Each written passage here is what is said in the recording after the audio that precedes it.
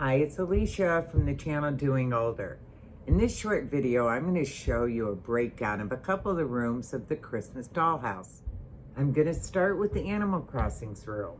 This was a favorite video game that I played with my daughter as she grew up. I became addicted to it, so I wanted to make a little homage to it in my dollhouse. I hope you enjoy it. Follow along, and don't forget to subscribe.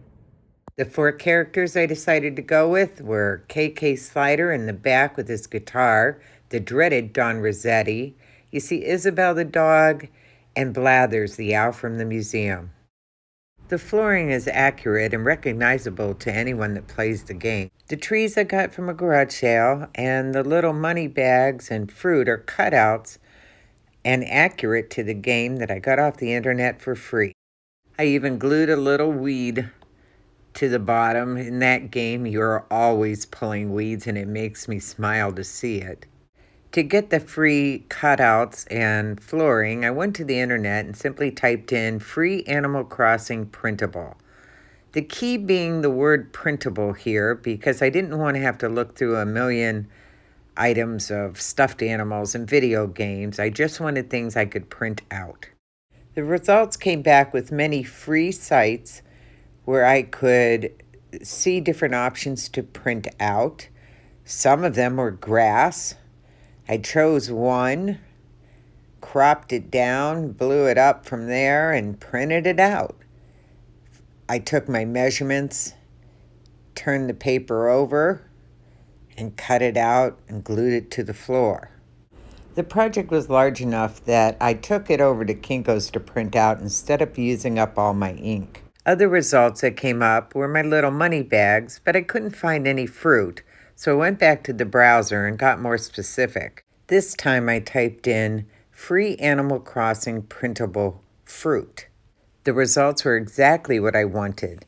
After looking through a couple of the examples, I found one page that was the correct size I needed to add to my trees. So I chose that one, took it to Kinko's, had it printed out, and then I cut out the ones I wanted. The store in the background was an old metal Christmas ornament that I painted the correct colors from the game.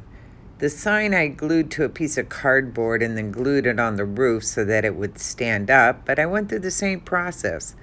I went to the internet, I typed in free Animal Crossing Nook Cranny sign, found the correct one, printed it out, cut it out, and added it to the cardboard. Everything in the dollhouse is glued down because a unique feature of this one is that it folds up. So when Christmas is over, I want to put the display away.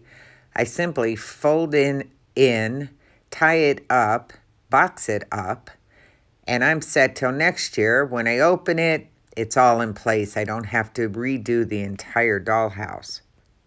Well, thank you for joining me, and I hope you've enjoyed the tutorial on how I developed the Animal Crossing venue.